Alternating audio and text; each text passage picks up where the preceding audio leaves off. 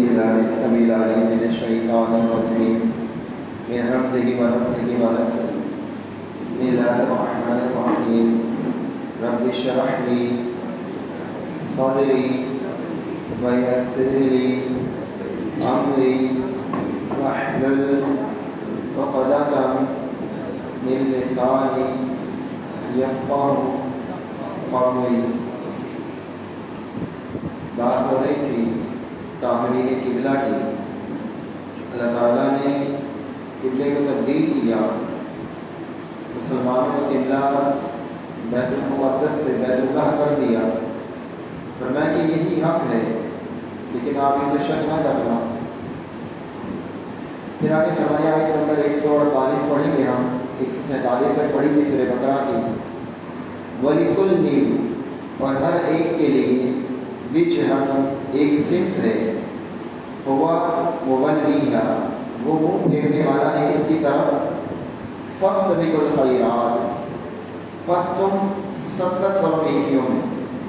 یعنی اللہ تعالیٰ نے اگر یہودیوں کے لیے بیت المقدس کی سمت رکھی اور مسلمانوں کے لیے بیت اللہ کی کر دی تو یہ اللہ کی مرضی ہے. یہ تو ایک رخ بتایا گیا کہ آپ نے یہاں رخ کرنا ہے. یہ نیکی نہیں ہے کہ آپ ادھر رخ کرو یا ادھر رخ کرو, آپ اسی پہ جھگڑ کرو.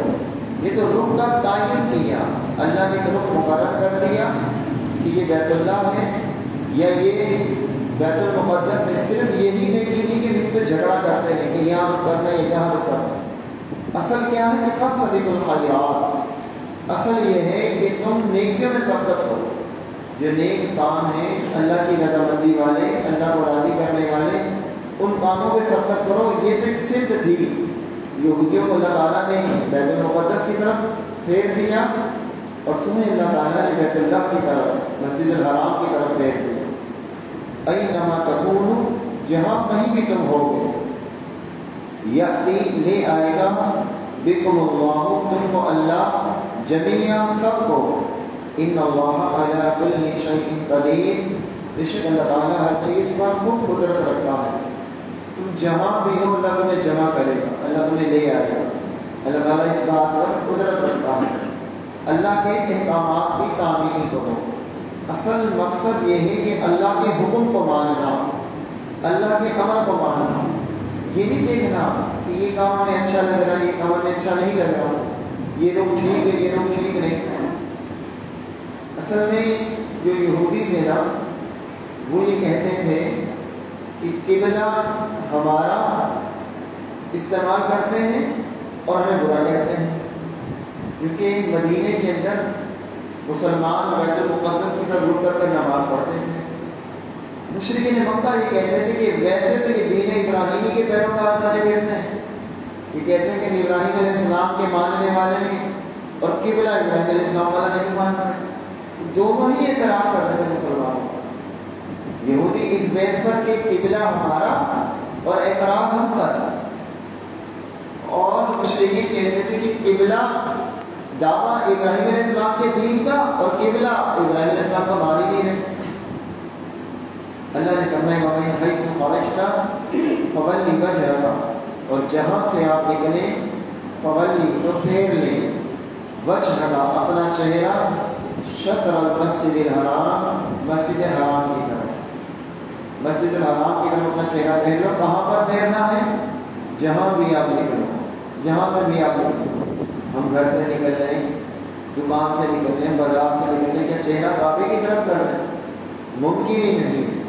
دنیا کا نظام چل ہی نہیں سکتا. مگر قرآن تو یہی کہہ رہا ہے. اس کی صراحت ہمیں حدیث سے پتہ چلتی ہے کہ یہ حکم حالت نماز کے لیے, نماز کی حالت میں ایسا کرنا ہے. وَإِنَّهُ لَلْحَقُّ مِن رَّبِّكَ اور بلا شبہ وہ حق ہے آپ کے رب کی طرف سے. وَمَا اللَّهُ بِغَافِلٍ عَمَّا تَعْمَلُونَ اور نہیں ہے اللہ غافل اس سے جو تم عمل کرتے ہیں. اللہ نے یہاں بھی فرمایا کہ اپنا چہرہ بیت اللہ کی طرف مسجد الحرام کی طرف پھیر لو. یہ اللہ کی طرف سے حق ہے. یہ چہرے گھمانا پھرانا یہ اللہ کی مرضی ہے. اللہ نے وہ قبلہ رکھا تھا, اب اللہ نے یہ قبلہ کر دیا. یہ آزمائش ہے جس سے ہم آگے پڑھیں گے سورہ آل عمران میں. کہ بنی اسرائیل پر اللہ تعالیٰ نے چربی ناخنوں والے جانور حرام کیے تھے، اور ہم سے پہلے یہودیوں پر اونٹ کا گوشت حرام تھا۔ اونٹ یہودیوں پر حرام تھا، نہیں کھاتے تھے یہودی تو آج بھی نہیں کھاتے، کیونکہ وہ اپنے اسی مذہب کو فالو کر رہے ہو، لیکن اللہ تعالیٰ نے ہمارے لیے حلال کر دیا۔ اب کیا اس وقت جب یہودیوں کے لیے اونٹ کا گوشت حرام تھا، کیا اونٹ میں کوئی قباحت تھی، کوئی نقص یا عیب تھا؟ نہیں، یہ اللہ کی طرف سے کا آزمائش ہے۔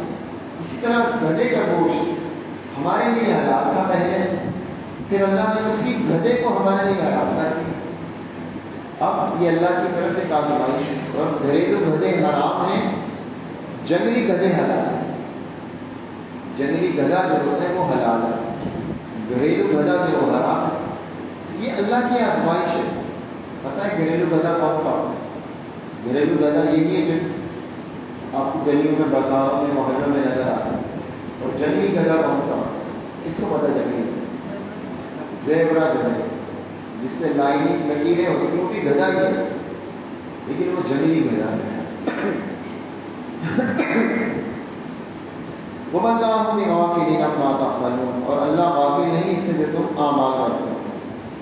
وَمِنْ حَيْثُ خَرَجْتَ، اور جہاں سے آپ نکلیں، فَوَلِّ، تو پھیر لیں، وجهك، اپنا چہرہ، شطر المسجد الحرام، مسجد حرام کے۔ بار بار کہا جا رہا نا، ایک ہی دفعہ کافی تھا، ایک ہی بار یہ بات کافی تھی، لیکن تکرار سے لائی جا رہی، بار بار لائی جا رہی۔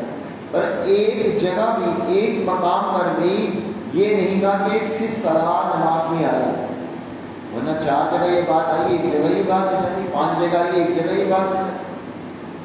یہ بات ہمیں یہ سمجھاتی ہے کہ نبی صلی اللہ علیہ وسلم کی بات ماننا بھی ضروری ہے، اور آپ قرآن کو اپنی ذاتی رائے سے نہیں سمجھ سکتے۔ جس ہستی پر قرآن اترا ہے انہی کے مطابق سمجھنے کے تو ہدایت آئیں گے، ورنہ انسان بھٹک جائے۔ وَحَيْثُ مَا كُنتُمْ، اور جہاں کہیں بھی تم ہو، فَوَلُّوا، تو پھیر لو، وجوہکم، اپنے چہرے، شطرہ، اس کی جانب، اس کی جانب اپنے چہرے پھیر لو۔ کس کی جانب؟ مسجد حرام کی جانب۔ پھر وہی بات دہرائی۔ کبھی کبھی ایسا ہوتا ہے نا، کچھ درس دے رہا ہوتا یا خطبہ دے رہا ہوتا تو ایک بات کو تکرار کے ساتھ 3 4 5 جگہ دہرا دیتا، ہم کہتے ہیں پتہ نہیں ایک ہی بات کو بار بار دہرا۔ اصل میں بات کی اہمیت کے پیش نظر کبھی کبھی کوئی بات بار بار واپس کروانی پڑتی ہے۔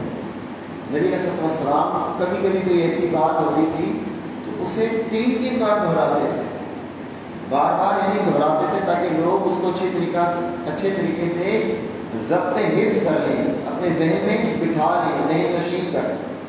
اللہ تعالیٰ نے اس مسئلے کو اتنا دہرایا ہے، ہم نے اتنا اس مسئلے کو پڑھ لیا کہ یہ بات پختہ ہو گئی کہ قبلہ اب بیت اللہ ہے، لِأَلَّا يَكُونَ، تاکہ نہ رہے، لِلنَّاسِ، لوگوں کے لیے، عَلَيْكُمْ، تمہارے خلاف، حجت، کوئی حجت، لوگوں کے لیے تمہارے خلاف کوئی حجت نہ رہے۔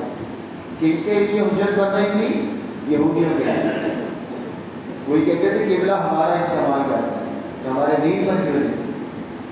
اللہ نے فرمایا کہ تمہارے لیے کوئی حجت نہ رہے، إِلَّا الَّذِينَ ظَلَمُوا، سوائے لوگوں کے جنہوں نے ظلم کیا، منہم، ان میں سے، فَلَا تَخْشَوْهُمْ، چنانچہ تم نہ ڈرو ان سے، وَاخْشَوْنِي، اور بلکہ مجھ ہی سے ڈرو، ان سے نہیں ڈرو، مجھ سے ڈرو۔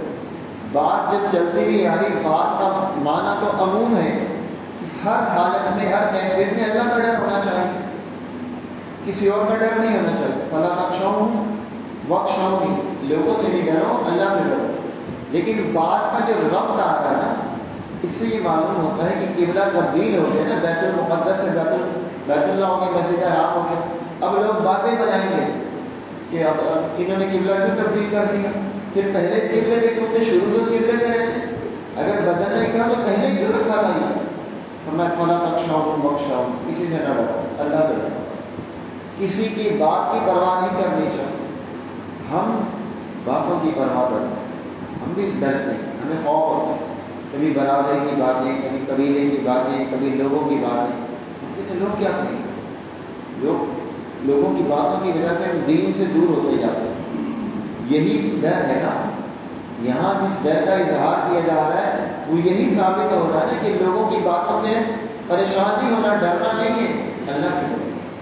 ہمیں بھی اس چیز کو ہم صحیح سمجھیں، جس چیز کو ہم حق سمجھیں، جسے ہم اللہ کے حکم کے مطابق، اللہ کی وحی کے مطابق درست سمجھ رہے ہوں، ہمیں اس کو اپنا لینا چاہیے. لوگوں کی پرواہ نہیں کرتے کہ لوگ کیا کہتے ہیں.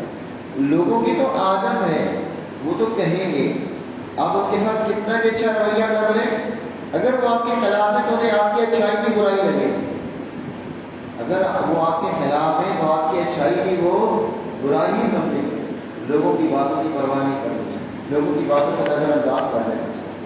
آپ اپنے آپ میں فیئر ہے نا، ٹھیک ہے، لیکن کہیں ایسا محسوس ہو کہ آپ پہ الزام لگ رہا ہو، آپ پر شک و شبہ میں آ رہے ہو، اسے فیئر کرنا چاہیے، اسے کلیئر کرنا چاہیے. جیسے نبی علیہ السلام نے کہا جا رہے تھے، آپ کے ساتھ آپ کی بیوی صفیہ تھی. جو شخص گزرے تیزی سے آپ کو دیکھ کر، آپ نے دونوں کو بلایا، فرمائی میری بیوی ہے.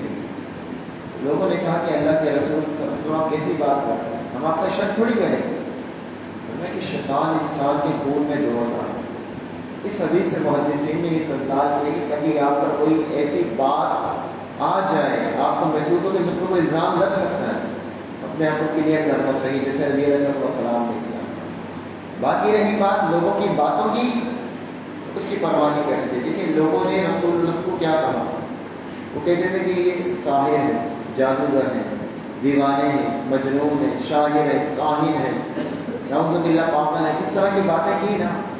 کسی حدیث میں آپ کو یہ نہیں ملے گا کہ رسول اللہ نے لوگوں کو کہا میں جادوگر نہیں ہوں، میں شاعر نہیں ہوں، میں دیوانہ نہیں ہوں، میں مجنون نہیں ہوں.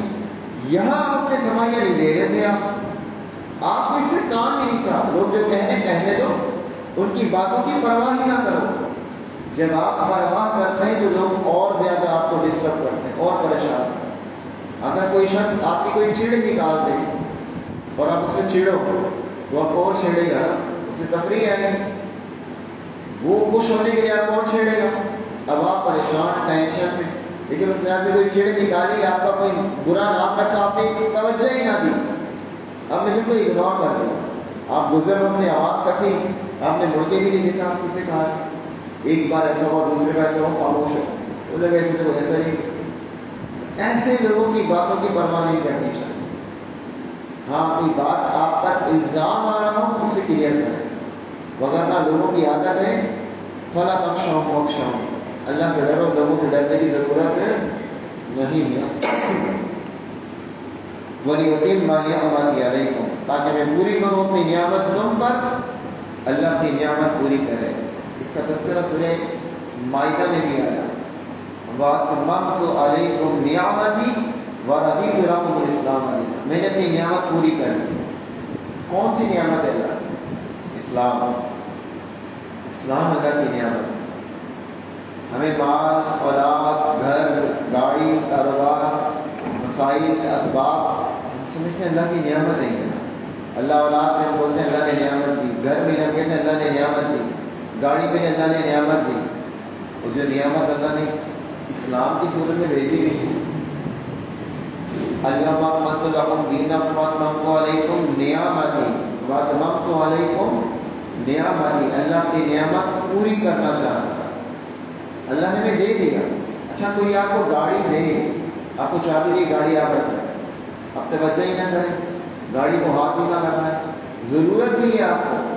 لوگ کہیں کہ بڑا عجیب آدمی ہے، بڑا متکبر آدمی ہے، اسے گفٹ مل رہا ہے، گاڑی مل رہی ہے، ہاتھ ہی نہیں لگا رہا، توجہ ہی نہیں کرتا. کوئی ایسا کرتا ہے، کوئی تو کوئی کرتا ہی نہیں، لیکن وہ کرے تو اسے کیا کہیں گے؟ بے وقوف. اللہ ہمیں دین دے رہا ہے، اللہ ہمیں نعمت دے رہا ہے. دین قرآن و سنت کی صورت میں نا، قرآن و حدیث کی صورت اللہ نے ہمیں دیا. ہماری کوئی توجہ نہیں. دنیا کی ساری ڈگریاں، ساری تعلیمات، سارے معاملات، سارے گھروں میں بڑے ماہر ہیں، لیکن اس نعمت کو تو ہم نعمت سمجھنے کے لیے تیار ہیں. ہم سمجھتے ہیں کہ ہم نے کوئی نماز پڑھ لی یا دین پر کچھ عمل کر لیا، ہم نے دین پر احسان کر دیا، ہم کوئی بڑا کارنامہ انجام نہیں، اللہ کا ہم پر احسان ہے کہ اللہ نے بھی یہ توفیق دے دی نا۔ باہر کتنے لوگ بیٹھے ہوں گے گناہ میں ملوث ہوں گے، اور ہم یہاں مسجد میں بیٹھے ہیں، اللہ نے بھی توفیق دی، ہماری اپنی کیا اوقات ہے؟ اللہ نے ہم پر خاص کرم، نبی علیہ السلام کا فرمان ہے یرید اللہ بہ خیرا یفقہہ فی الدین، اللہ جس سے بھلائی کا ارادہ کرتا ہے نا اسے دین دیتا، مال نہیں دیتا، گاڑیاں نہیں دیتا، بنگلے نہیں دیتا، اللہ اسے دین دیتا۔ اللہ نے ہمیں دین دیا، یہ اللہ کی ہمارے ساتھ بھلائی ہے۔ وَلِيُتِمَّ نِعْمَتِهُ عَلَيْكُمْ وَلَعَلَّكُمْ تَهْتَدُونَ، کیوں دیا اللہ نے ہمیں؟ تاکہ تم تہتدون، ہدایت پا جاؤ۔ آپ کو گاڑی کیوں ملتی ہے؟ آپ راحت پا جاؤ، سکون میں آ جاؤ نا۔ گھر کیوں ملا؟ آپ راحت میں آ جاؤ۔ ہدایت کیوں ملی؟ تہتدون، ہدایت پا جاؤ۔ دین کیوں ملا؟ کہ ہدایت پا، یہ ہدایت کا راستہ ہے۔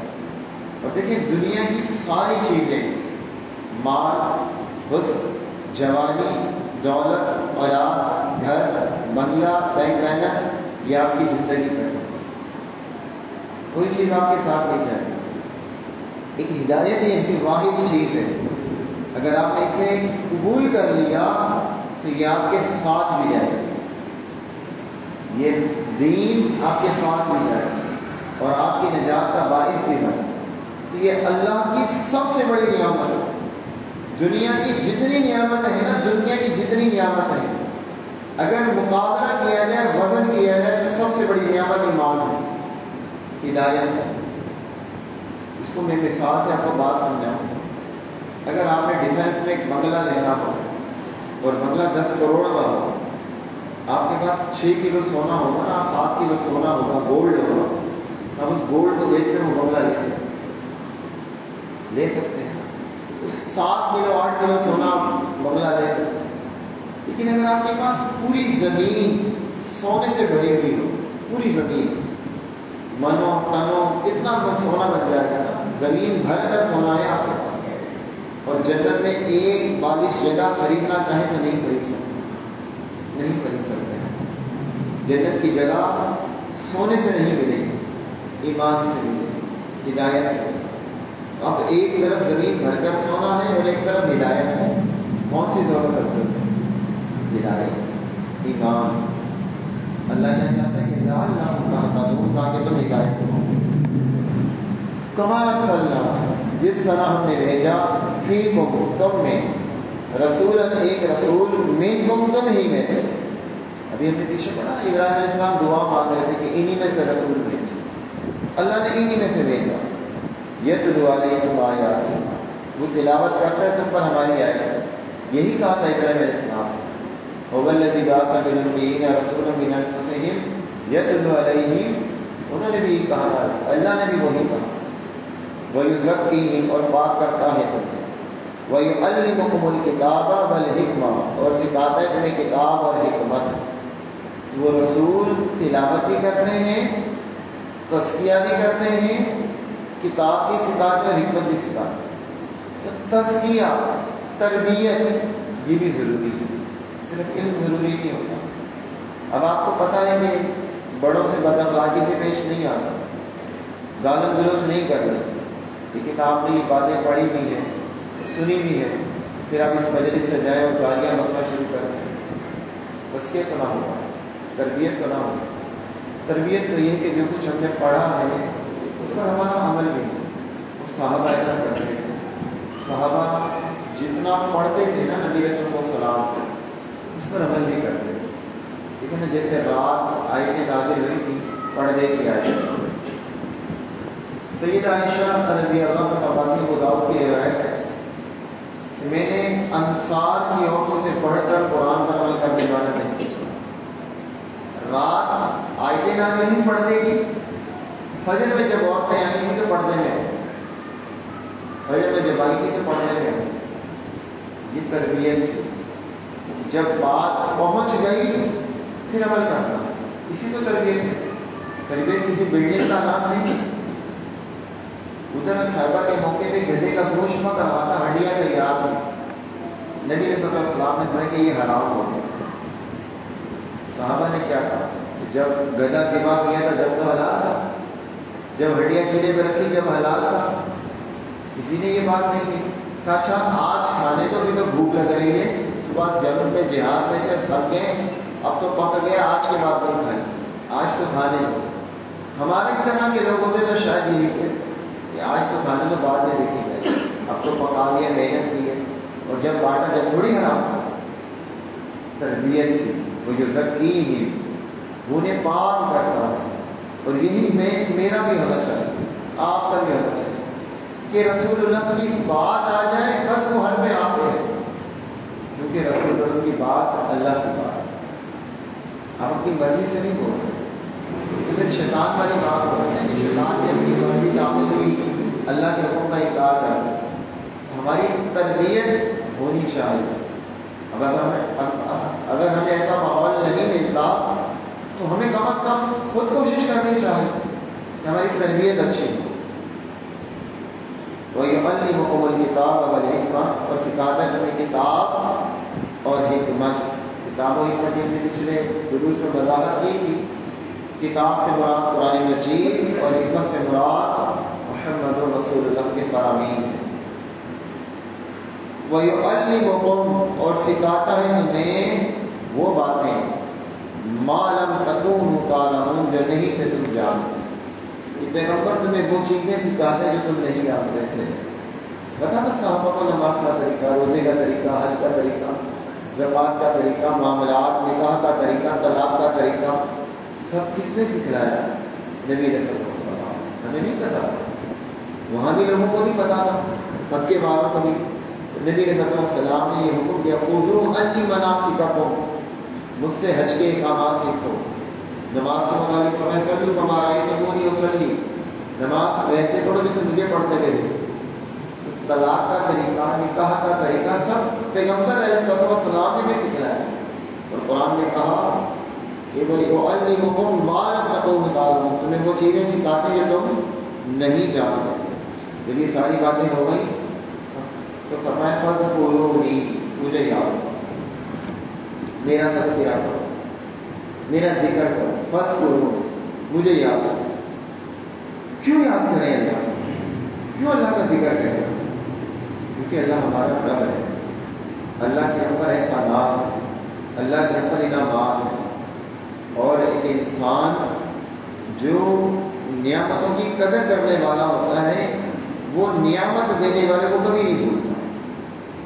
اب دنیا میں دیکھ لیں، آپ اگر کسی فیکٹری میں ہیں، ملازم ہیں، کسی دکان پہ ملازم ہیں، آپ کے گھر میں شادی ہے، مالک آپ کو تنخواہ تو دے ہی رہا ہے. اس نے آپ کے گھر کی شادی کے موقع پر آپ کو 2 لاکھ روپے دے دیے کہ یہ لو میری طرف سے آپ رکھو. آپ پریشان ہو کے شادی کا خرچ کر رہے ہیں.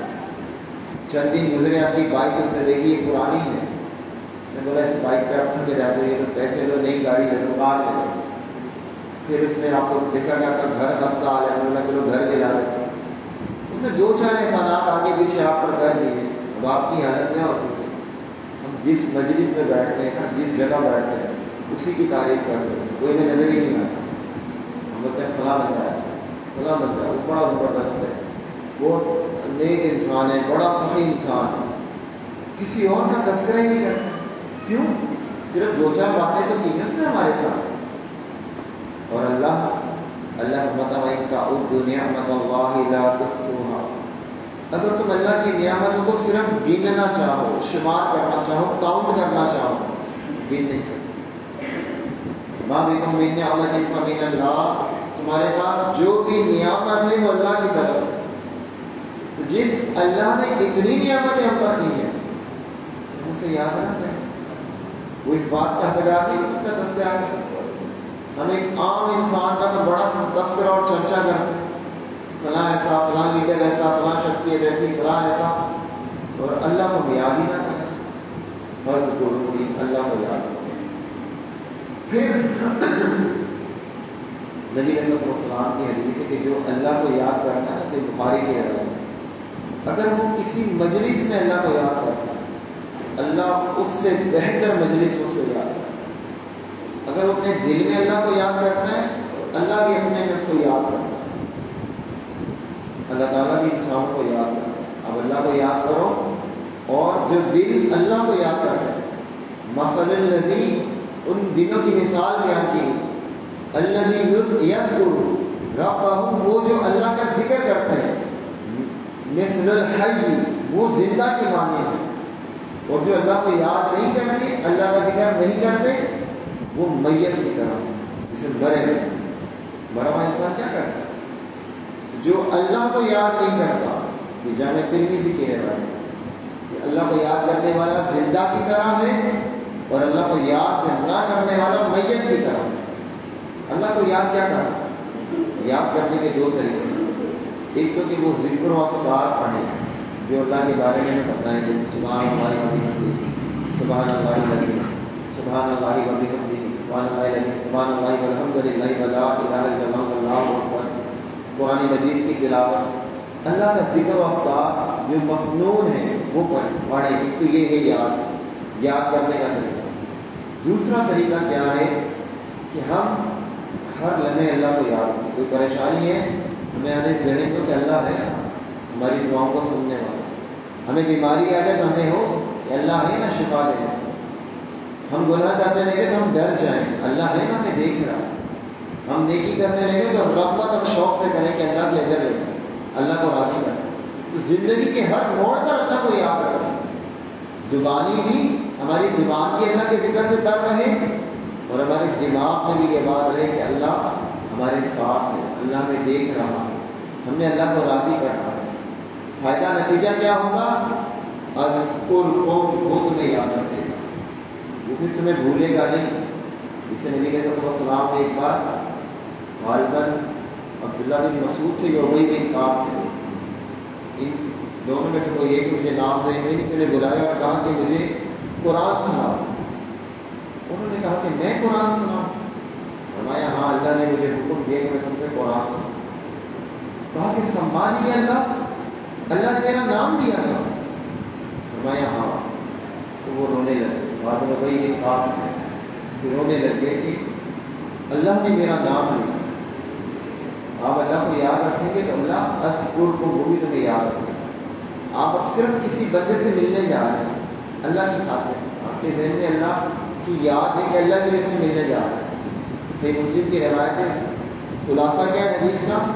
کہ اللہ جبرائیل کو بلا کے اس بندے کا نام لیتے تھے اس بندے سے محبت. آپ اللہ کو یاد رکھیں، اللہ آپ کو بھولے گا نہیں. اور اگر آپ اللہ کو بھول جائیں، اللہ یا الذین آمنوا لا تکونوا کالذین، اے لوگوں کی طرح نہ ہونا، نسوا اللہ فانساہم، جنہوں نے اللہ کو بھلا دیا تو پھر اللہ نے انہیں بھلا دیا. اللہ نے انہیں بھلا دیا، اس کے دو معنی ہیں. ایک معنی یہ کیا جاتا ہے کہ اللہ نے انہیں اس حال میں چھوڑ دیا کہ جیسے کسی شخص کو نظر انداز کر دیا جاتا ہے، توجہ ہی نہیں دی جاتی. آپ اللہ سے دعائیں مانگ رہے ہیں، فریاد کر رہے ہیں، اللہ نے آپ کو بھلا دیا، کوئی ویلیو ہی نہیں ہے. دوسرا معنی یہ کیا جاتا ہے کہ جسے کوئی شخص اپنے آپ کو بھول گئے، اپنے کام ہی بندہ بھول جاتا ہے کہ میں نے یہ کام کرنا تھا، میں نے یہاں جانا تھا، وہ تو بھول ہی گیا. اللہ نے اسے ایسا کر دیا تو اسے اپنے آپ کو بھلا. اللہ کو یاد رکھیں، اللہ کا تذکرہ بھی کریں. اللہ کی باتیں، اللہ کی نعمتیں، اللہ کے انعامات انہیں مجلسوں میں یاد رکھیں. وہ مجلس قیامت والے دن حسرت ہوگی، چاہے کوئی شخص جنت میں بھی چلا جائے جس نے کسی مجلس میں اللہ کو یاد نہیں کیا، اللہ کی بات نہیں کی. فاذکرونی اذکرکم، پھر آگے فرمایا واشکرونی، اور تم شکر کرو میرے لیے. اللہ کا شکر بھی ادا کرو. ہر حالت میں، ہر کیفیت میں شکر والی کیفیت ہونی چاہیے. جب آپ شکر کریں گے نا، میں آپ کو ایک بہت چھوٹی سی بات اور بڑی اہم بتاتا ہوں. آپ مالی طور پہ پریشان ہو، بیماری کی وجہ سے پریشان ہو، گھر کی وجہ سے پریشان ہو، اولاد کی وجہ سے پریشان ہو، کاروبار کی وجہ سے پریشان ہو، جاب کی وجہ سے پریشان ہو، کوئی بھی پریشانی ہو نا، آپ ایک دوسرے کو بتائیں گے، کہیں گے، وہ آپ کی بات سن لے گا. ہو سکتا ہے کوئی مذاق اڑائے اور مشورہ دے دیں، لیکن مسئلے کو حل نہیں کر پائے. لیکن آپ اس کیفیت میں، اگر اس پوری تکلیف، پریشانی اور کیفیت میں اگر آپ یہ کہیں گے نا الحمدللہ، دل سے کہیں گے الحمدللہ، اب یقین کریں آپ کا آدھا وقت ویسے ہی ہلکا. آپ چیک کر کے دیکھیں، پریشانی ہے نا تو دل سے کہیں گے الحمدللہ. کوئی بھی تکلیف، کوئی بھی پریشانی، کوئی بھی مصیبت، کوئی بھی رنج اللہ نہ کرے آئے، لیکن اگر تمہیں یہ کیفیت ہو تو آپ خوشی کا اظہار کرتے ہوئے جیسے کوئی خوشی ملتی ہے، اس کیفیت میں ہے کہ الحمدللہ، مرجائے ہوئے چہرے کے ساتھ الحمدللہ نہیں، ایسے جیسے آپ کو کوئی خوشی ملتی ہے، اللہ مجھ سے راضی ہے، میں اللہ کے اس فیصلے پر راضی ہوں، آپ کی وہ غم اور تکلیف والی آدھی کیفیت ختم ہوتی ہے۔ وشکروا، اللہ کا شکر ادا کرو۔ جب آپ شکر کرو گے تو اللہ وقان اللہ شاکرا علیما، اللہ قدردار ہے، اللہ قدر کرتا ہے۔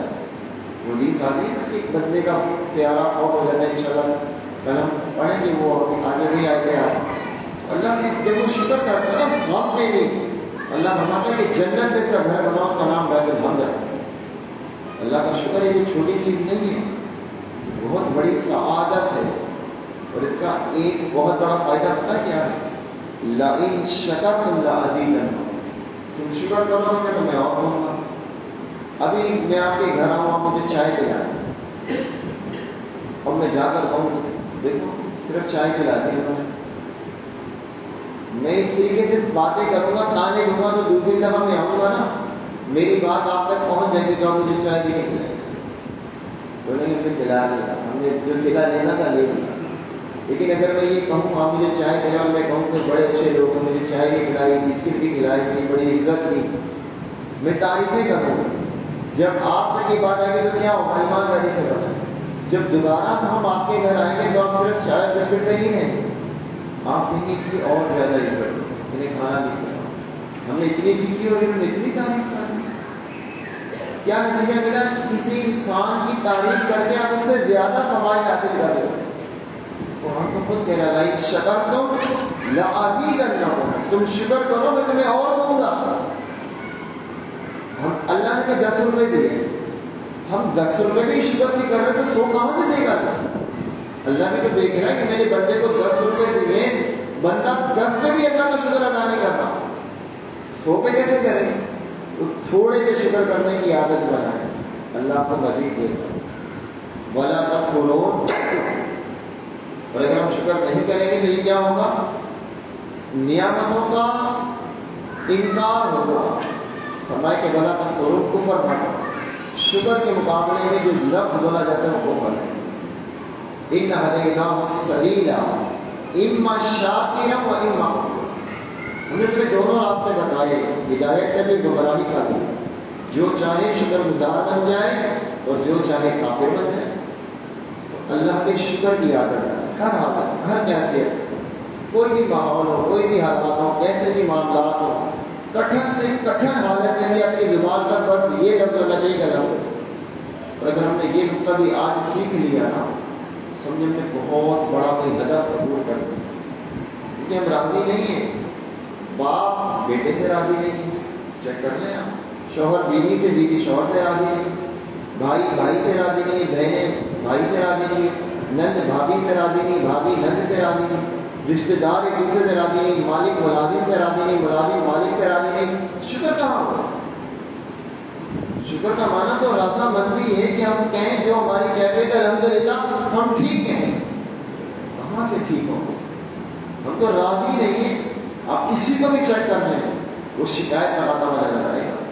1,00,000 بندوں کو چیک کریں گے نا، شاید تو ایک بندہ آپ کو میرے جو سب کو اچھا کہہ رہا ہو، جہاں میرا بھائی بھی ٹھیک ہے، میری بہن بھی ٹھیک ہے، میرے باپ بھی ٹھیک ہے، میری ماں بھی ٹھیک ہے، میری اولاد بھی ٹھیک ہے، میرے رشتے دار بھی ٹھیک ہے، ورنہ ہم سب شکایت لگاتے ہوئے نظر آتے ہیں۔ ہم تو رشتے داروں سے خوش نہیں ہیں، باہر کی بات کو چھوڑو، شکر کی کیفیت الحمدللہ کہنے کی کیفیت ہے، اور یہ اتنی بڑی سعادت ہے۔ سنتوں کی روایت نبی علیہ السلام فرماتے ہیں جب کوئی بندہ کھانا کھاتا ہے تو نوالا منہ میں ڈالتا ہے اور الحمدللہ کہتا ہے، ہر نوالے میں اللہ سے راضی ہوتا ہے۔ نوالا تو اللہ نے دیا تھا، بندہ اس کے شکر، اللہ اس کے شکر کرنے پہ راضی ہوا، شکر سے اللہ راضی ہوتا ہے۔ اللہ تعالیٰ مجھے بھی اور آپ کو بھی توفیق عطا فرمائے۔ بات یا سوال آپ کے ذہن میں ہوگا پوچھیں۔ دعا پڑھیں۔ سبحانک اللہم وبحمدک اشہد ان لا الہ الا انت أستغفرك وأتوب إليك.